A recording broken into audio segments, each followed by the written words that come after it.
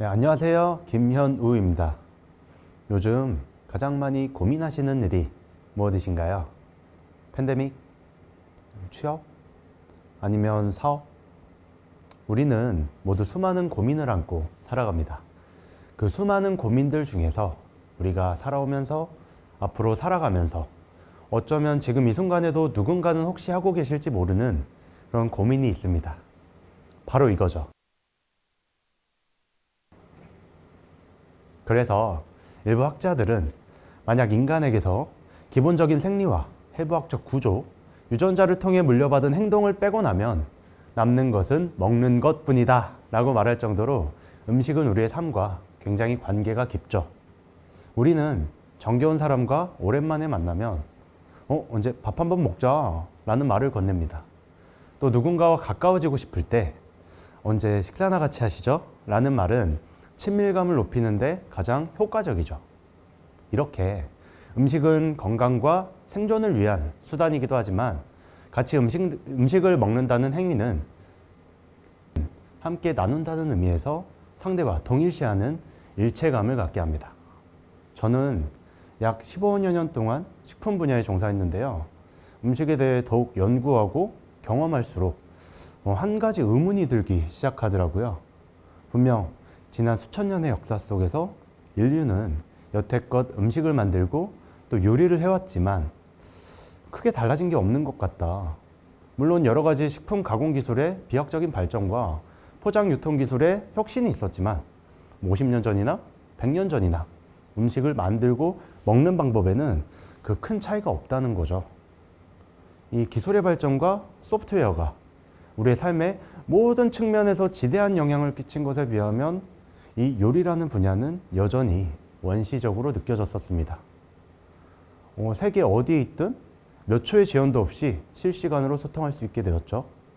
가상현실을 통해 경험을 공유할 수 있게 되었으며 로봇과 인공지능은 더욱더 정교해지고 있죠.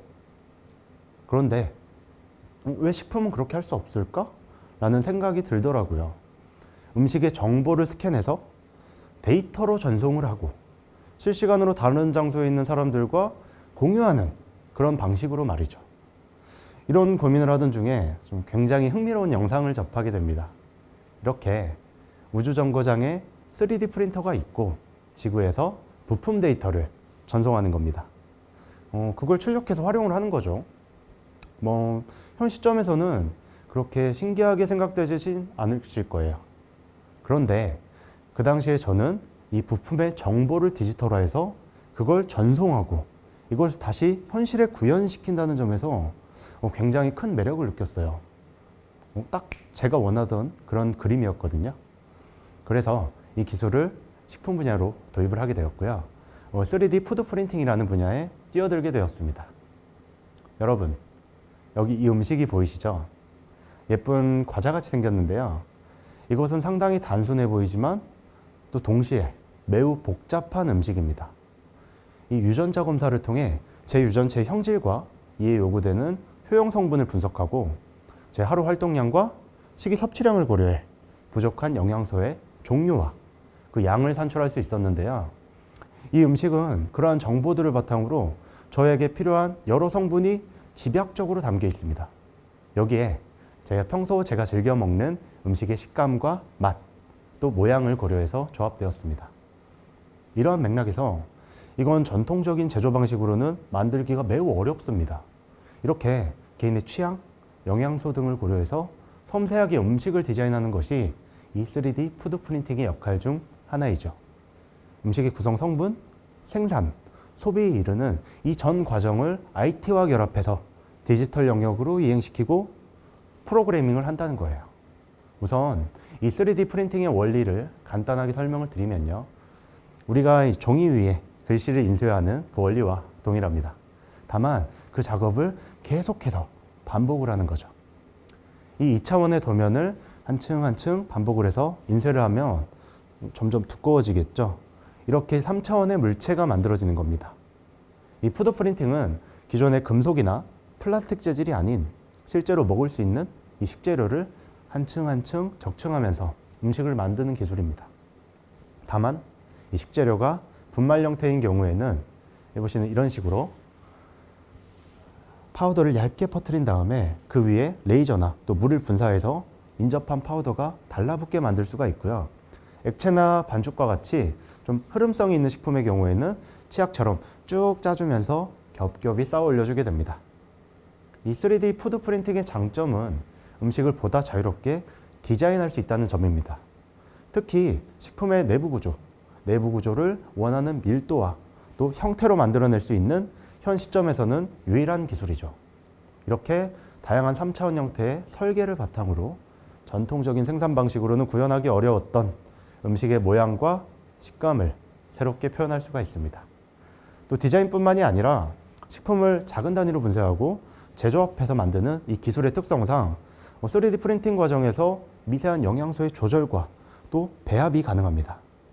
이러한 생산 방식은 특정 영양소나 물질에 취약한 사람들을 위한 특수용도 식품 제조 등과 같은 무궁무진한 활용 방안을 가지고 있습니다.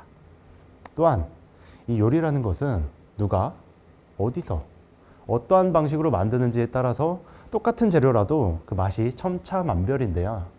3D 푸드 프린팅 기술을 통해서 시간과 공간의 제약 없이 정확한 레시피, 즉 동일한 프로그래밍을 바탕으로 완벽하게 같은 질과 맛의 음식을 만들어낼 수가 있습니다. 이제 요리에 익숙하지 않은 우리 같은 비숙련자들도 전문 셰프의 레시피를 그대로 재현할 수 있는 것이죠. 우리가 서울에 있던 미국에 있던 유명 셰프의 레시피를 1초도 되지 않는 그 찰나의 순간에 전송받아서 또 음식으로 출력해서 맛볼 수 있다면 어떠시겠습니까?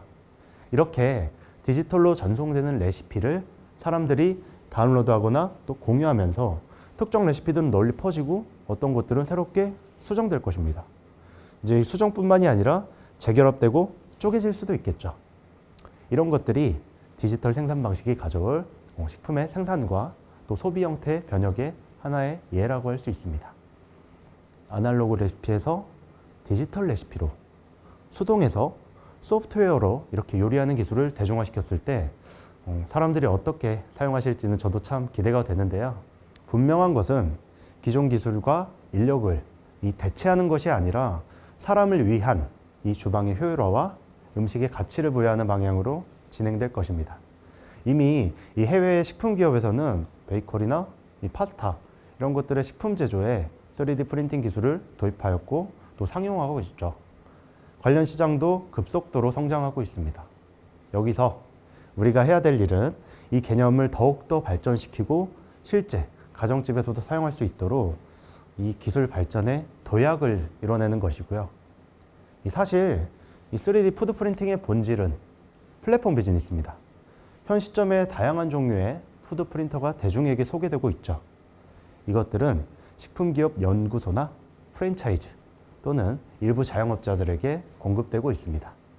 이러한 3D 프린터를 사용해서 식품 관련 연구소나 제조업체들은 또 각자의 영역에서 적용 분야를 구체화하고 적절한 식품 잉크를 개발 또는 생산하게 되죠. 이것들은 우리 소비층에 배포되고 기업들은 이 소비자들의 피드백을 바탕으로 제품을 보다 다양화하고 고도화하게 되죠. 관련된 시장은 새로운 수요의 검증을 통해 굉장히 빠르게 성장합니다.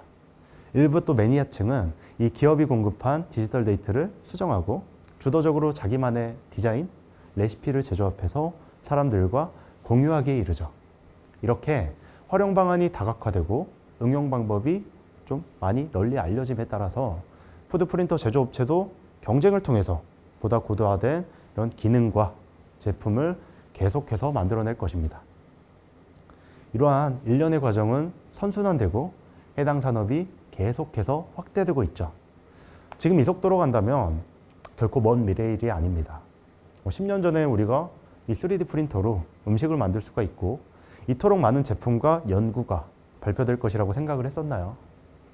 지금 엄청난 속도로 사용 가능한 음식 재료의 범위가 확장되고 있습니다. 좀 감히 말씀드리면 결코 수십 년 후의 일이 아니라 바로 앞으로 이루어질 일입니다.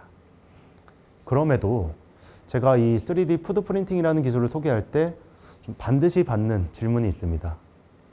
이게 지금 왜 필요합니까? 이걸로 무슨 문제가 해결됩니까? 인데요. 제 대답은 아무것도 없다입니다. 새로운 기술이 반드시 전통적인 식품의 그 문제점을 파고들고 그것을 개선하는 데 집중하는 것만이 가치 있는 일이라고 생각하지는 않습니다. 새로운 요리는 그 자체로 좋은 겁니다. 그리고 3D 프린팅 기술은 절대 만능이 아닙니다. 3D 프린팅은 원래 플라스틱이나 금속, 세라믹 같은 소재로 3차원의 조형물, 또 부품을 제조하는 데 주로 이용이 되었습니다. 부품을 제조하는 데 주로 이용이 되었습니다. 그렇기 때문에 식품 산업에 적용하기 위해서는 기술적인 보완이나 관련 정책, 그리고 법규를 마련하는 등 넘어야 할 난관들도 아직 많이 있습니다.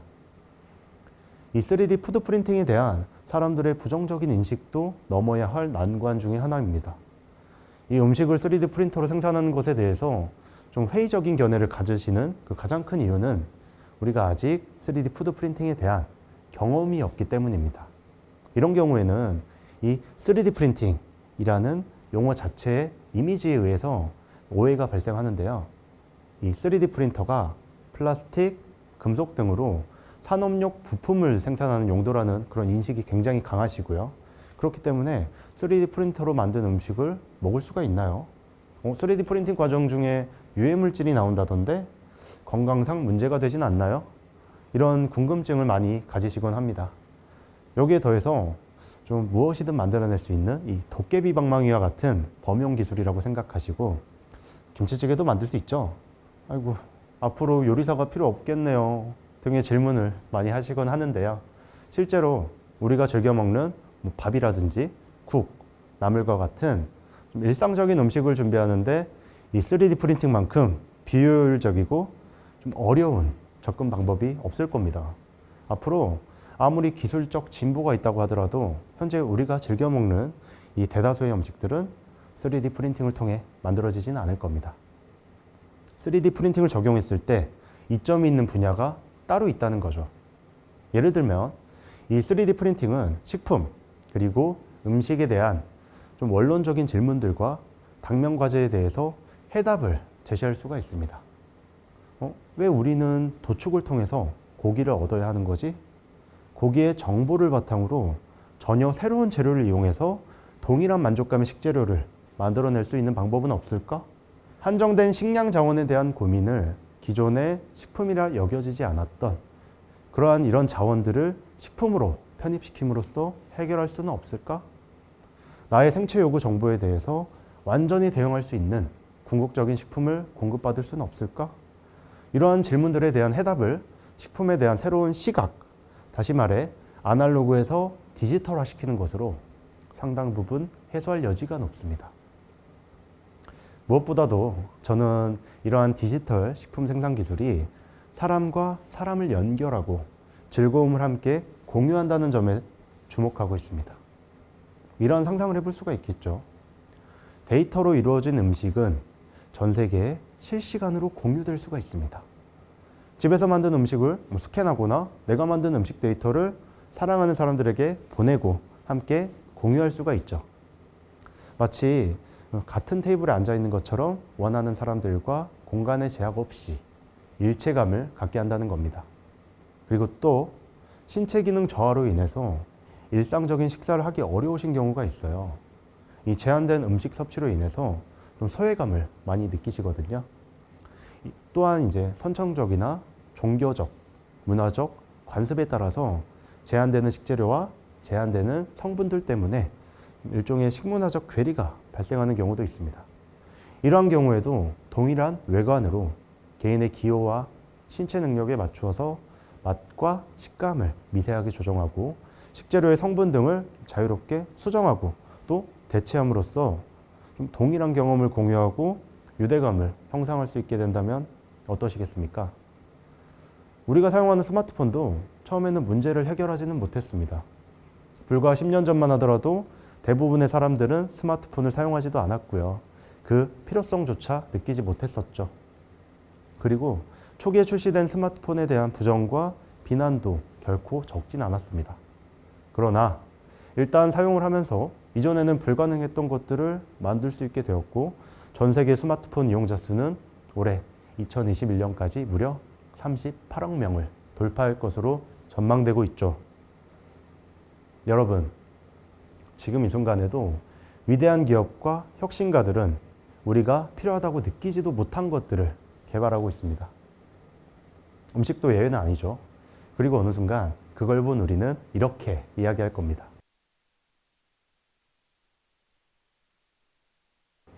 감사합니다.